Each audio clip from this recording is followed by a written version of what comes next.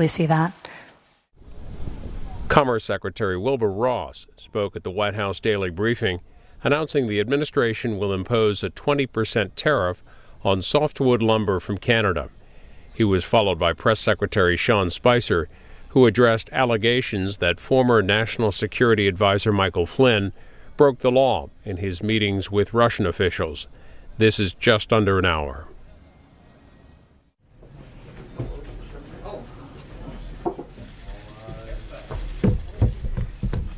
Good afternoon. I'd like to start off today by having the Secretary of Commerce discuss some action that the Commerce Department took last night with respect to Canadian softwood lumber and some action that talks about what we're doing to make sure that we're fighting for our industries here at home. So without further ado, I want to bring up Secretary Wilbur Ross.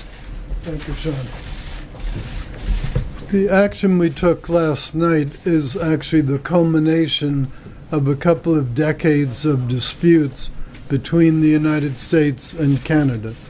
What's provoked the disputes is the following. In Canada, the forests are owned by the individual provinces, and each of the provinces sets a charge for the loggers to use when they're taking trees down.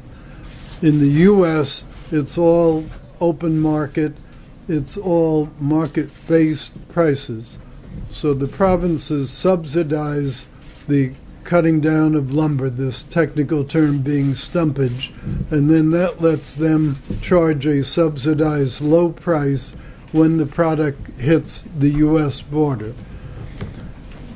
We have determined preliminarily that those problems, while they vary from one province to another, in some cases are as high as roughly 25%, and on average are around 20%. So they're quite material items. So what we did, the preliminary decision that was put out yesterday imposes those countervailing duties on softwood lumber from Canada. Those duties will be collected starting today, and they will be collected on a retroactive basis going back 90 days, because it was 90 days ago that the Canadians were put on notice about this being an inappropriate process. What it amounts to is the following. There is roughly $15 billion worth of softwood lumber used in houses in this country, and about 31.5% of that comes from the Canadians. So that's roughly $5 billion a year. 20% tariff on that is essentially $1 billion a year. And the retrospective 90-day feature adds another $250 million to that on a one-time basis. Softwood lumber, as I say, is fundamentally used in single-family houses. We do not think that the price of lumber will go up by anything like the 20%, but there may be some small increase in the price of lumber for the house. So will housing prices be increased in the United States due to that action? Not necessarily, because you're talking such a small amount, and the biggest part of most home prices in any event is the land value, not the lumber value. Lumber is a pretty small percentage of the total cost of a house. Mr. Secretary, what provoked this? As you mentioned, this has been a long-running dispute, subject of conversations between the U.S. and Canadian government, the Bush administration and the Obama administration. Is this part of the milk dispute, and is this a lever or a bargaining chip with the Canadian government over that dispute that's going on as well? This investigation had been underway before anything came up about milk. And on a statutory basis, the last day we could have released the findings would have been today. So the only thing that we did do was accelerate it one day. But it's not related at all to the milk dispute. Do you see it as factoring in the Canadian judgments about how to respond or how to resolve some of these other trade disputes? Well, everything relates to everything else when you're trying to negotiate, so I can't say there's no impact. But what we had tried to do was to clear the air and get this dispute out of the way before the big NAFTA talks went on. That was not possible to achieve, and that's why we went ahead and released the findings. Canada is an extremely close ally and neighbor. Are you comfortable with how this has worked out in terms of what it means for the overall relationship between our two countries? Well, they are a close ally, they're an important ally, they're generally a good neighbor. That doesn't mean they don't have to play by the rules. What do you mean by generally a good neighbor? Well, things like this I don't regard as being a good neighbor, dumping lumber. And there's a feeling in the dairy industry that they were a little bit abrupt in the action that they took the week before. Secretary Ross, the Canadian government says that those are unfair tariffs, and each time the case was brought to an international court, Canada won its case. What do you answer to this? I had nothing to do with the prior cases. I'm confident that this case is a good case. You know, put tariffs on dairy too? The problem with dairy isn't that they're dumping dairy products in the U.S. The problem is the reverse. They're prohibiting U.S. dairy producers from selling their products in Canada, and as a practical matter, and we're looking into whether there are measures we can do to try to correct that. Mr. Secretary, have you heard from anybody in the Canadian government, or has the Prime Minister reached out to President Trump to try to convince you to change your policy or change the approach or work with you in any way?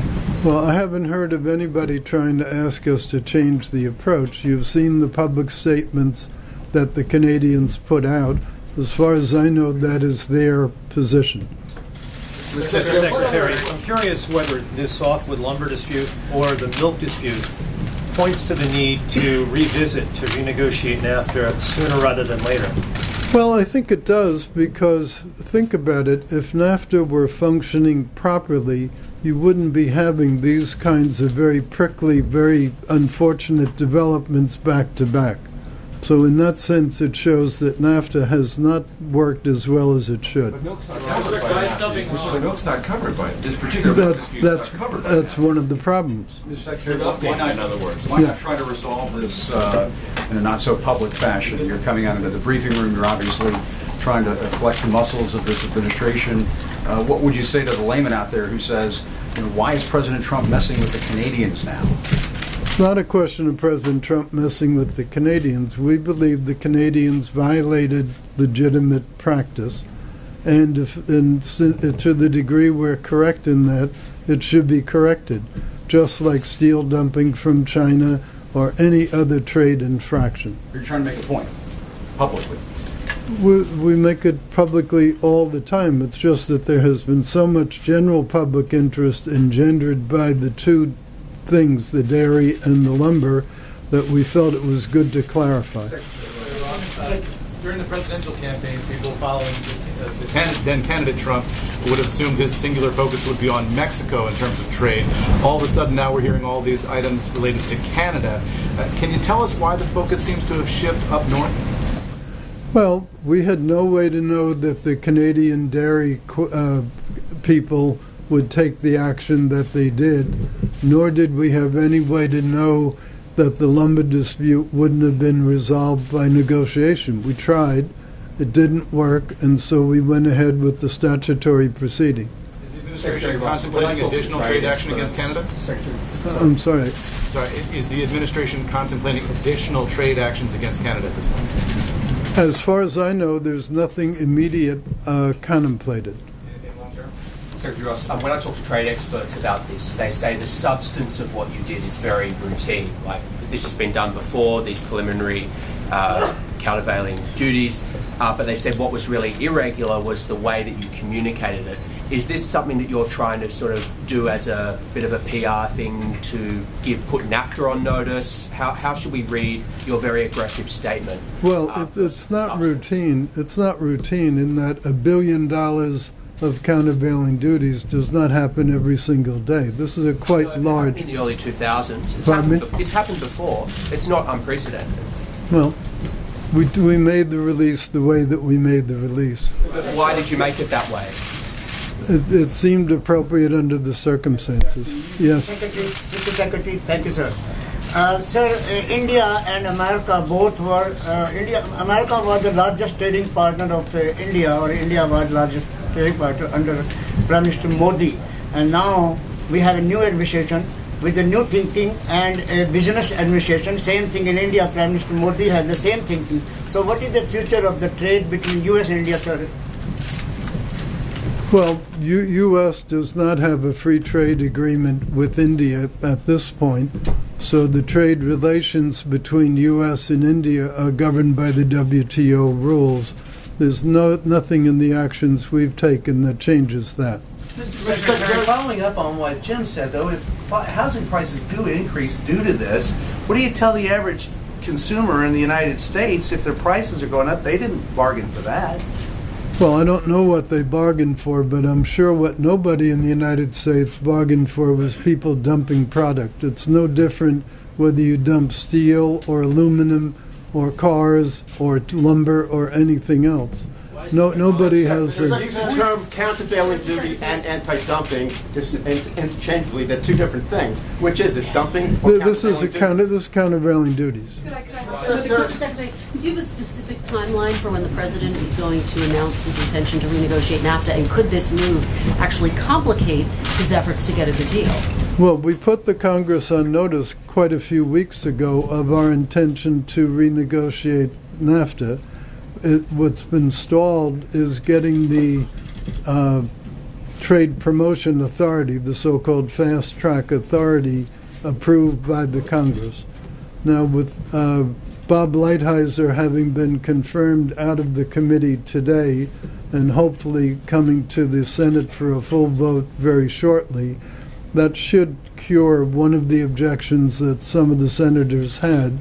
Namely, they were concerned about formally reopening NAFTA in the absence of the U.S. trade rep being confirmed. Now, the catch-22 to that was they were also slow-walking the confirmation, so it was a little bit of a circular thing. But in any event, that appears to be in the process of being corrected. But could this move complicate your efforts to get a good deal? Everything affects everything else, but this trade issue over lumber, as has been pointed out, is not a brand new issue. It's been around for quite a while. Mr. Secretary, the meeting, the next upcoming meeting of the G7 is about a month away, and the U.S. is in the middle of negotiations with, or talks with China about how to address North Korea. Are you comfortable that the North Korea calculus has not hamstrung your ability to be as direct with China on matters like this? And is the action with Canada meant also to signal to our other Western economic allies and partners that if they mess with the U.S., they could face something like this? Well, as to Canada, as you know, at the Mar-a-Lago meetings, we agreed on a kind of 100-day program, and we're going back and forth with the Chinese over that 100-day program. So we shall see what comes from that. As to the action with lumber, or for that matter with dairy with Canada, it really has no bearing on the Chinese relationship at all. Thank you.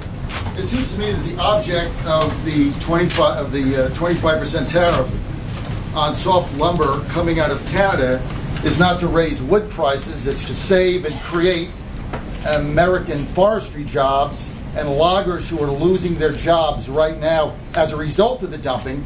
Has the administration done a study? Do you know how many American jobs are going to be saved by this tariff? Well, it's quite a lot of board feet of lumber. Lumber sells for about 38 cents per foot. So if you take all these large amounts, there are about 47 billion board feet of lumber consumed in the U.S. market in a given year. And part of the reason I don't see that there'll be a huge price differential coming in is this only affects 31.5% of that output. The competition among the American producers remains the same. So this is not like suddenly house prices are going to go up 10 or 15%. That's silly. But how many jobs will be created? Pardon me? How many new jobs will be created or jobs will be saved as a result of stopping the dumping. Well, I don't have an exact total, but I can tell you it's in quite a few states along the northern perimeter, going all the way down into Louisiana.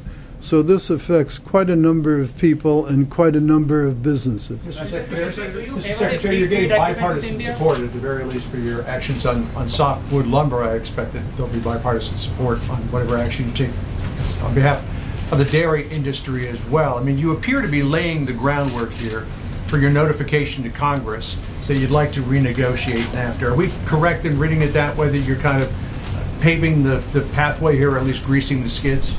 Well, the president announced a couple of months ago that he wanted to renegotiate NAFTA, and as I say, it's been stalled in the Congress because to do it effectively, you really need to use the Trade Promotion Authority. I think you're aware of the benefit that gives, which is when it comes to the floor for vote, it's an up or down vote. They can't amend the deal.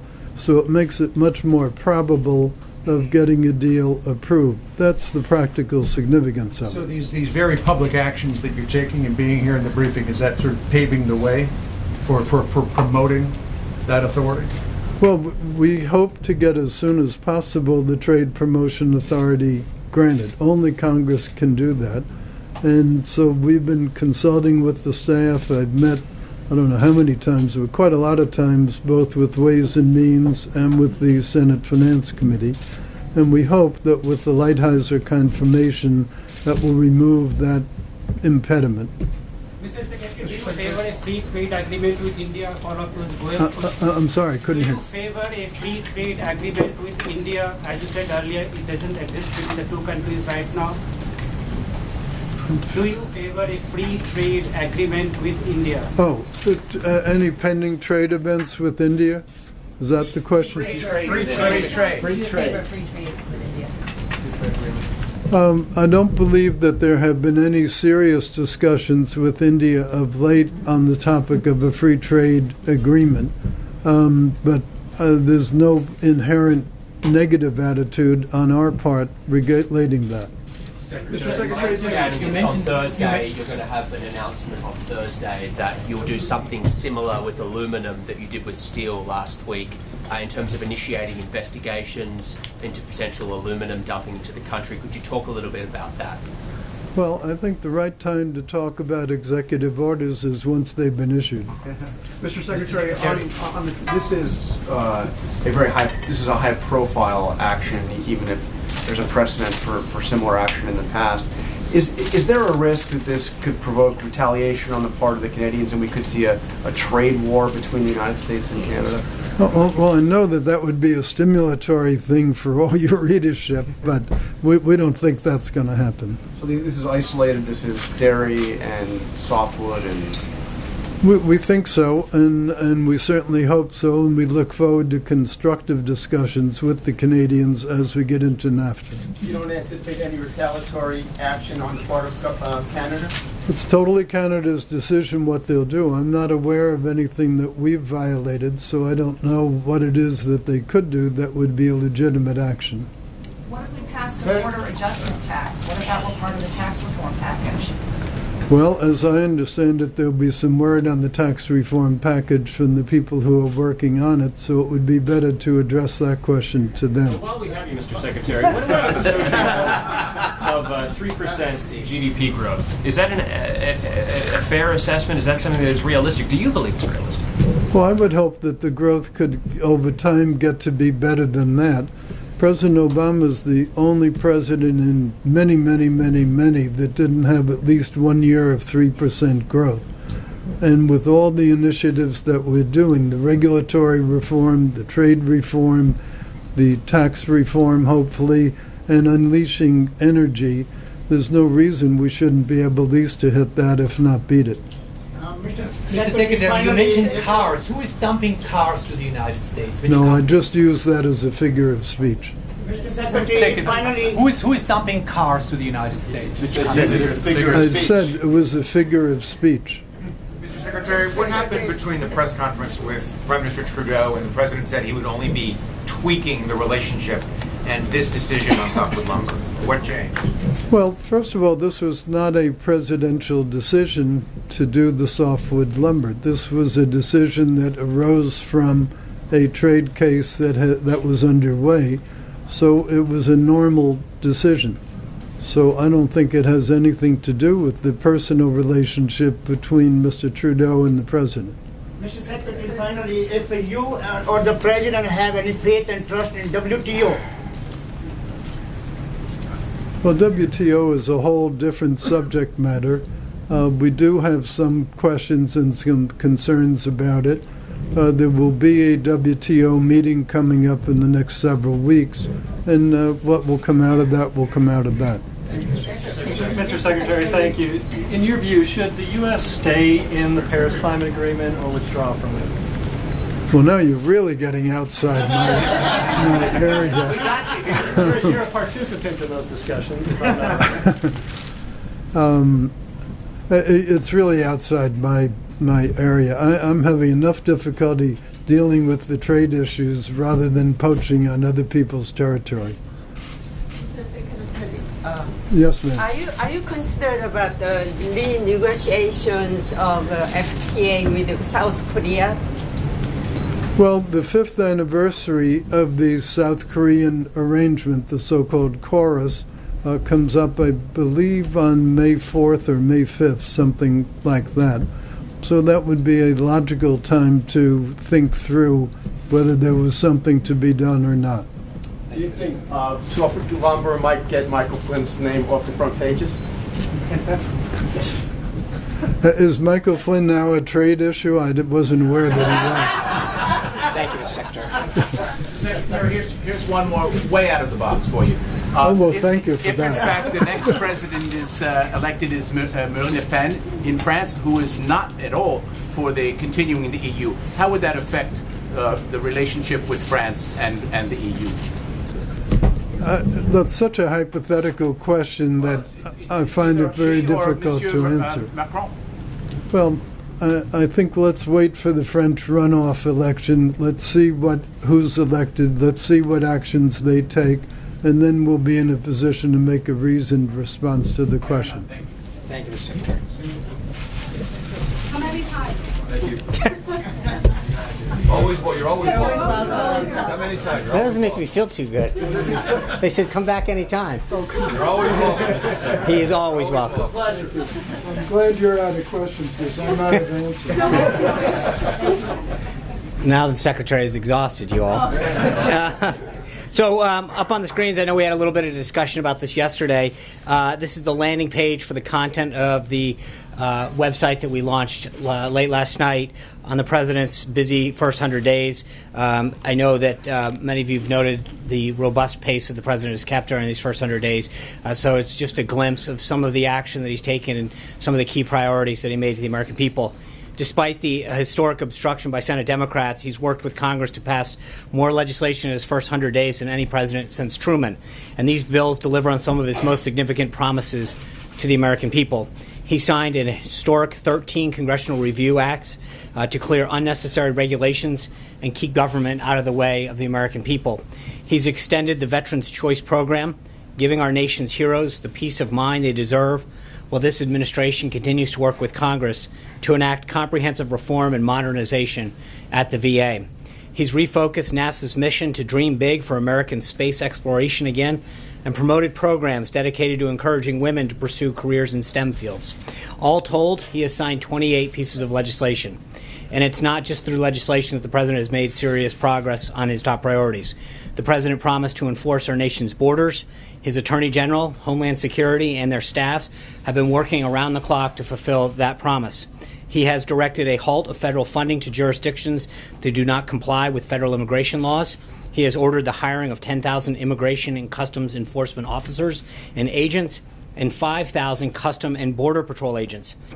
And it's working. Illegal alien border crossings have plummeted more than 61% since January of this year. The world is responding to the leadership that the President is bringing to Washington. In all, during his first 100 days, the President has made 68 calls with 38 different world leaders and hosted a total of 16 bilateral meetings. The President has rebuilt America's standing in the world, and these meetings and calls have led to real action. NATO's Secretary General was here a few weeks ago, and he directly credited the President for his tough talk that was fair but tough as a candidate and now as a President for helping to put pressure on the counties and on the countries that are not contributing their fair share to the alliance. Just last week, Aya Higazi finally came home after the President personally addressed her situation with President al-Sisi. And China continues to take positive steps both at the UN and in other arenas to help us combat the threat posed by North Korea. The President has also turned his words into action here at home. For too many years, the hardworking men and women of this country were poorly served and with a government that wasn't working for them but itself in special interests. As the President said during his inaugural speech, those forgotten men and women are not going to be forgotten by a Trump administration. From the moment he took office, the President has been taking action and putting America back to work by putting the people back into the government, unleashing the American economy by slashing overly burdensome and unnecessary federal regulations, welcoming union representatives, top business leaders, and small business owners into the White House to personally hear directly from them about the policies that prevent them from creating and maintaining well-paying jobs. He's reinvigorating our domestic energy sector, reviving private infrastructure investment that helps us become more energy independent. And today, he's signing an executive order setting up a task force that will produce a 180-day review of the regulations, policy, and legislation that unnecessarily hinders economic growth in the agriculture sector. That task force will be led by our newly sworn-in Secretary of Agriculture, former Governor Sonny Perdue. Secretary Perdue, who was sworn in earlier this morning, along with many other cabinet members, will be traveling outside Washington this entire week to share these tremendous achievements with the American people. Small Business Administrator Linda McMahon is in Orlando for multiple events, including a roundtable with Hispanic small business.